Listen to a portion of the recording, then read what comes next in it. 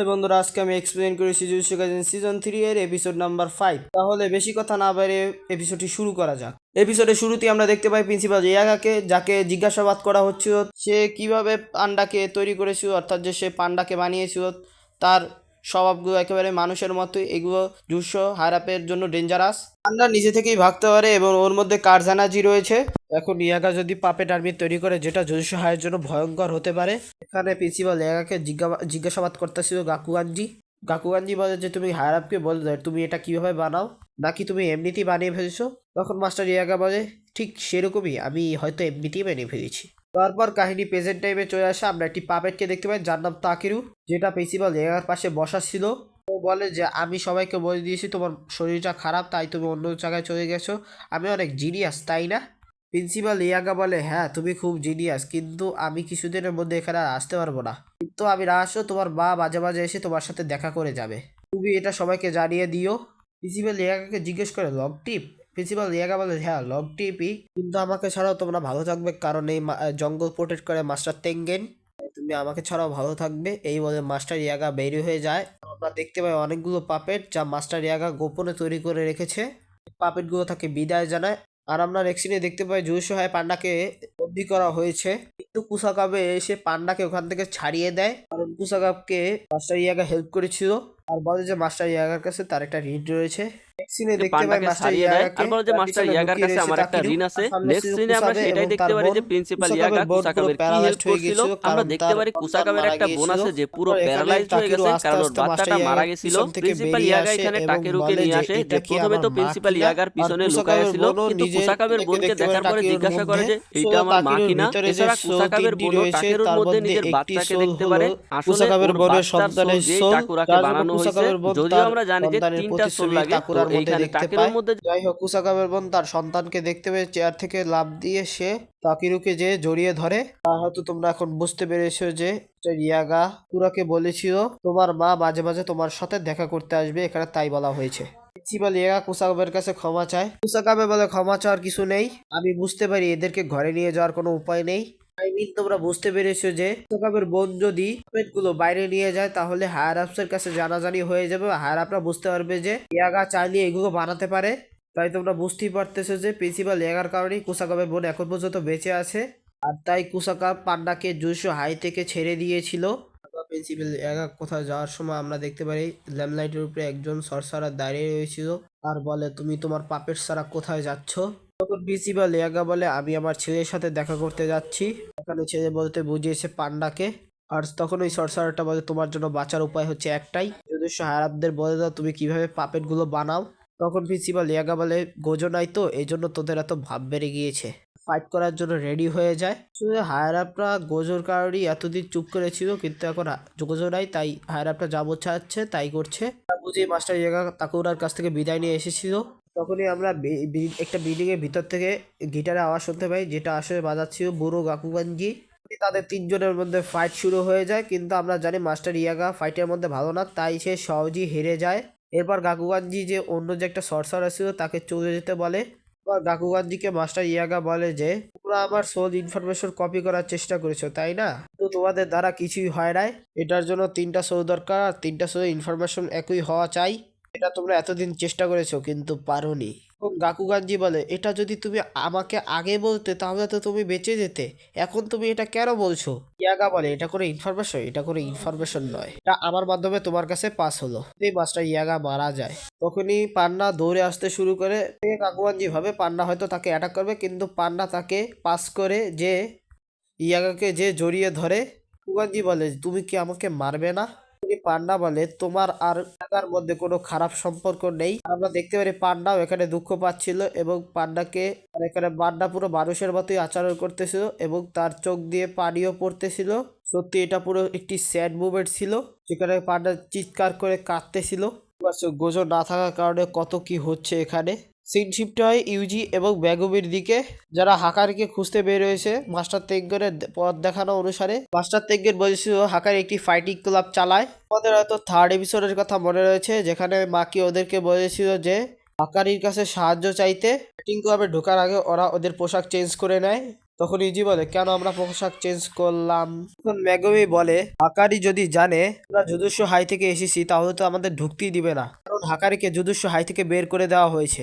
ও jujutsu হাইয়ের অনেক rules ভঙ্গ করেছে। ও যে ফাইটিং ক্লাব চালায় এটাও রুলস এর বাইরে, তাই আমাদেরকে সাবধানতার সহিত কাজ করতে হবে। যাই হোক, ওরা বিল্ডিং এ প্রবেশ করে ওদের সামনে দুটো গার্ড চলে আসে, যারা ওদেরকে দেখা মাত্রই ওখান থেকে চলে যেতে বলে। মেগুমি বলে যে আমাদের টাকার দরকার, তাই আমরা ফাইট ক্লাবে এসেছি। শোনা মাত্রই একটি গার্ড মেগুমিকে পাঞ্চ করতে যায়, কিন্তু মেগুমিকে পাঞ্চ করার আগে ওর মুখের সামনে থামিয়ে দেয়। বলে যে রুল নাম্বার 1, কখনই ফাইট ক্লাব সম্পর্কে কথা বলবে না। এখানে যে ফাইট ক্লাব রয়েছে সেটা সম্পর্কে তোমাকে বললো কে? তখন মেগুমি বলে সেটা আমি জানি না, কারণ যে আমাকে বলছে তাকে আমি 1 মাস আগে মেরে ফেলেছি। যদিও মেগুমি এটা মিথ্যা কথা বলেছে, কিন্তু পাশে থাকা আরটি গার্ডের মনে পড়ে যে ওদের ফাইটিং ক্লাবেরই একজন সদস্য 1 মাস হতে নিখোঁজ, হয়তো মেগুমি তাকেই মেরে ফেলেছে। আর পিছন থেকে ইউজি ভাবে আমাকে হাকারির কথা বলা যাবে না, তার চেয়ে আমার মুখ বন্ধ রাখাই ভালো। আর পিছনে থাকা ওই গার্ডের কাছে একটি কল আসে আর বলে যে চলো, কথা বাড়িয়ে লাভ নেই, ওদের বস এলাও করেছে। তো ওদের মধ্যে থাকা কমলা কালারের পোশাক পরা ওই ছেলেটাকেই এলাও করেছে। মেগুমি মনে মনে ভাবে আরো ভালো হয়েছে, কারণ ইউজি আমার থেকে ভালো ফাইট করতে পারবে। কিন্তু তাও মেগুমি ভাব নিয়ে বলে যে আমিও ফাইট করব। কিন্তু ওই গার্ডটি দেখায় যে দেখ, আমার বস এখনো কলে রয়েছে, সে তোমাকে যোগ্য মনে করে না। পিছনে দেখো ফাইট করে, তবে আসতে পারো না, চলে যাও। তারপরে ইউজি আর মেগুমি দুজনেই ভিতরে চলে আসে আর বুঝতে পারে যে হাকারি ওদের সিসি ক্যামেরা দিয়ে নজর রাখতেছে। ওরা এটা নিয়ে ডিসকাস করতেছিল যে ইউজিকে ফাইটের মাধ্যমে হাকারিকে ইমপ্রেস করা, তাতেও হাকারির সাথে দেখা করতে পারে। আর মেগুমি বাইরে থেকে হাকারি পর্যন্ত পৌঁছানোর চেষ্টা করবে, কিন্তু ওরা যদি ধরা খেয়ে যায় তাহলে বাকি গার্ডদের সাথে ওদের লড়াই করতে হবে। তো ওরা যদিও ঝামেলা করতে চায় না, তাই ওরা ঝামেলা এড়িয়ে চলবে, কারণ হাকারি ওদের জন্য বেশি ইম্পর্টেন্ট। এরপরে সিন শিফট হয়, একটি গার্ড ইউজিকে ফাইটিং ক্লাবের রুলস গুলো বুঝিয়ে দিচ্ছিল। ফাইটের মাত্র 2টা রুলস, 1 পাওয়ানো যাবে না, দ্বিতীয়ত কোনো কার্স টেকনিক ব্যবহার করা যাবে না। যারা বলতো এদের ফাইট দেখবে তারা নন সরসারার, নন সরসারাররা কার্স এনার্জি সহ্য করতে পারে না। এরপরে ইউজি ওদের বসের সম্পর্কে জিজ্ঞাসা করে, এটাতে গার্ড বলে যে তুমি নিজে যে দেখা করে জেনে নিও। ফাইনালি ইউজি ফাইট করার জন্য নিচের দিকে নামতেছিল, আর গার্ড ইউজিকে জানায় এখানে 2 ধরনের ফাইট হয়, একটা স্ক্রিপ্টেড আর একটা রিয়েল। ওটা আজকে হচ্ছে, যদি তুমি আজকে ভালো ফাইট দেখাতে পারো তাহলে বস তোমাকে স্ক্রিপ্টের জন্য হয়তো ডাকতে পারে। ইউজি বলে শুধু আমাকে শো দেখাতে হবে, এটা তো খুবই সহজ। এরপরে ইউজি ইতাদোরি ব্যাটেল ফিল্ডে পৌঁছায়। এটা মূলত একটি বিল্ডিং এর মধ্যে।